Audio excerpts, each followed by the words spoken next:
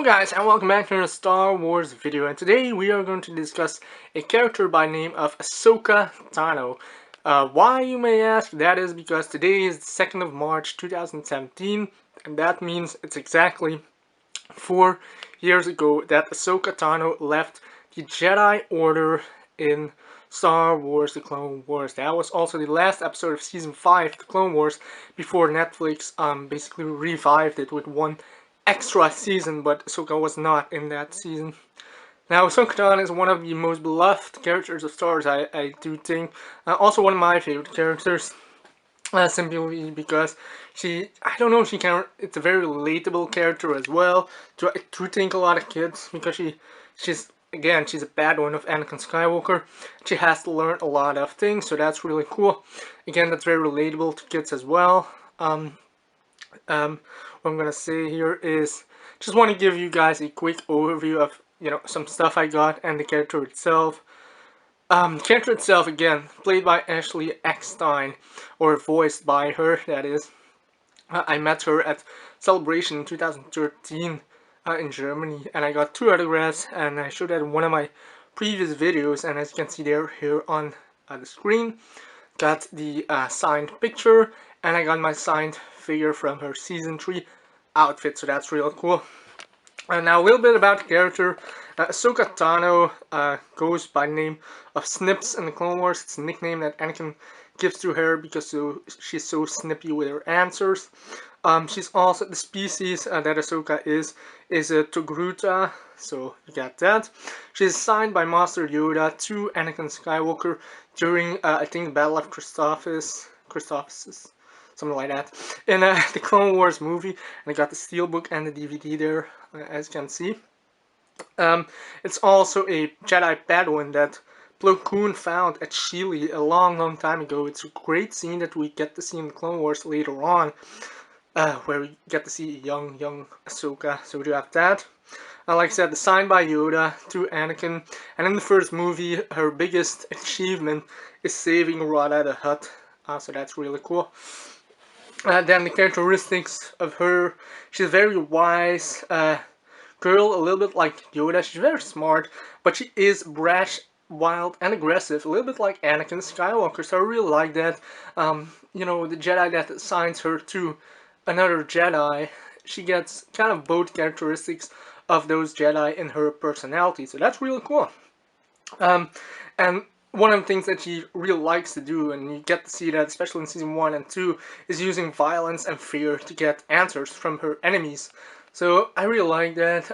It's a good characteristics, but, like I said, because of her brashness and wildness, that's how the character is.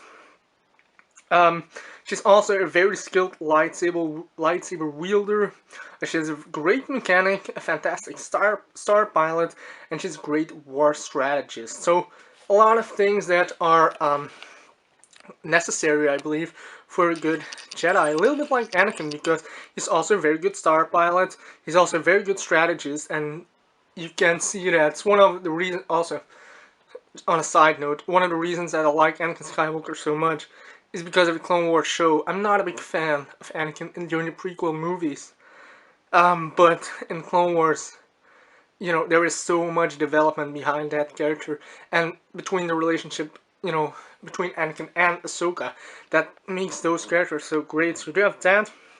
One of her biggest achievements, like I said, first movie, is saving Rada the Hutt. But then if we take a look closer in the seasons, she prevents the blue shadow virus of an outbreak of that, so that's real good. She does free her race from slavery, which is awesome. She saves Anakin multiple times during the Clone Wars. We can see that a lot of times over. And one of our biggest or greatest story arcs is the Mortis trilogy in Season 3 of the Clone Wars. That is also where we get to see Anakin's vision. Also get to see one of the biggest things about Ahsoka, the dark side Ahsoka. What would Ahsoka be if she would be on the dark side? And that's a really cool dynamic that we see there between Anakin and Ahsoka. Because Anakin as a Jedi would never, face Ahsoka or fight her. But because of the son there, son of Mortis there, he turns her, into a dark side version of herself, and then she starts to fight Anakin. But those episodes, if you haven't seen them, go check them out. They are amazing. Um, and she also has a very strong relationship with several members of the Jedi Order, so that's really cool to see as well. Character, a young Padawan that, you know, has the same ideas and philosophies as some other older Jedi and wiser Jedi, probably. Now, her biggest arc, and what we're talking about here today, is leaving the Jedi Order, and that is the last arc of Season 5 of the Clone Wars. Now, how this happens is there is a bombing that occurs, and she gets, she gets like she's the one that did the bombing because of the Jedi Order says that she did the bombing, but that's obviously not true. It's another Jedi that did it, which is Barriss Offee. Um, they expel Ahsoka out of the Jedi Order, and she goes undercover basically because she knows she didn't do that. She didn't commit that crime, and she also stumbles upon Asajj Ventress, and it's a character that also goes through a lot in the Clone Wars. She's kind of going rogue. She's not bad. She's not good. But they team up and they reveal that Barriss Offee, another Jedi, did the bombing, and this is actually the traitor there in the Jedi Order. And when everything is back to its former glory, when Barriss Offee gets caught, and there is trial, of course, Ahsoka can come back to the Jedi Order, but she decides to not come back to the Jedi Order. And it's one of the saddest scenes, I guess, in TV history, animation history, I believe, because it's such a relatable character for the kids. So kids who watch that probably crying. It's like their favorite character that goes out of show. You don't know what's gonna happen with the character. She's not on the lost missions. What happened to her? We don't know that, so I really like that. And then also, I love the character, and also to me, as somewhat of an adult, it's a very heartbreaking scene that you see Anakin taking those steps out of Jedi Order, and uh, Anakin looks at Ahsoka, and it's just really really sad. And now between um, us Clone Wars and Rebels, we don't know what happens to Ahsoka, but she turns up at the end of Season 1 of Star Wars Rebels. And in that episode, she is revealed to be Fulcrum, a somewhat spy for the Rebels that works, again, it works for the Rebels, but it's a spy for the Empire. So not for the Empire. They know stuff about the Empire, so got that. And in the first episode of Season 2, I believe, she does discover that the big villain of Star Wars Rebels, being Darth Vader, in that second season, there is a connection between them. She realizes that, and she wants to know more about it.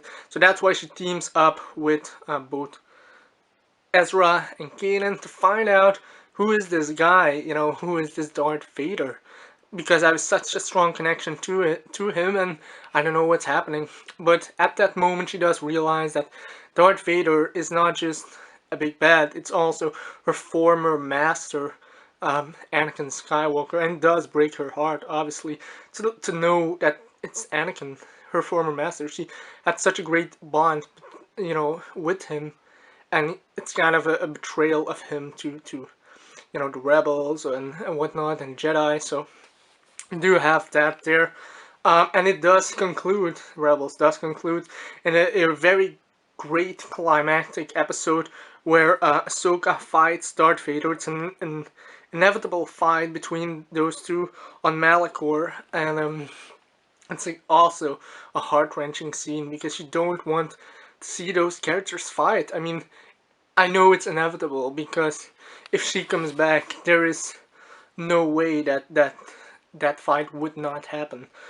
But again, it's so emotional to see those characters. Ahsoka does not want to fight, and Darth Vader is consumed by evil, and he wants to destroy Ahsoka or to destroy Jedi, and she has to die. So again, very very heart wrenching. And then at the end of the episode, there is such an open ending, and it's whatever you make of it, said Dave Filoni. It's like there's an unknown fate behind it, because at the end you can see Darth Vader going into that temple, or coming out of that temple, I mean, and then Ahsoka, there you can see kind of a shadow, but you don't know if it's Ahsoka or if it's like a spirit of Ahsoka that kind of crumbles and falls apart and falls on her knees. So you don't know what happened to her, and that's a great thing, because it does leave, you know, the universe open for more Ahsoka if they want to. So I would love that, since it's one of my favorite characters. And again, like you see here, there is a lot of merchandise that I have, but I want to add more of Ahsoka, of course, to my collection. Um, then they also, like last year, they published the book Ahsoka, the novel, by E.K. Johnston, who wrote it, and it does tell the story between Clone Wars, what happened to Ahsoka, between Clone Wars and Rebels. Now, I have ordered the novel, I can't wait to read it, I will, and you know, some people said it's kind of underwhelming, and some people said it's really good, so I don't know what to expect from it, but I'm very curious for that. So yeah, I mean, that's some kind of characteristics and what the character is about and what she is. Really cool. And as you can see, I have some merchandise here, like some DVDs and Blu-rays, but I also got some figures, of course. I have some figures, some Disney Infinity here, and I got some other regular Clone Wars figures. You can get the Black Series figure, and I got the autographs. So again, it's a character that does mean a lot, and if they can continue with the character, I would be very, very pleased. So yeah, that's basically my small Ahsoka Tano tribute. I hope you guys enjoyed this video, and we'll be back with another video very soon. So until then, keep collecting, and may the Force be with you. Bye.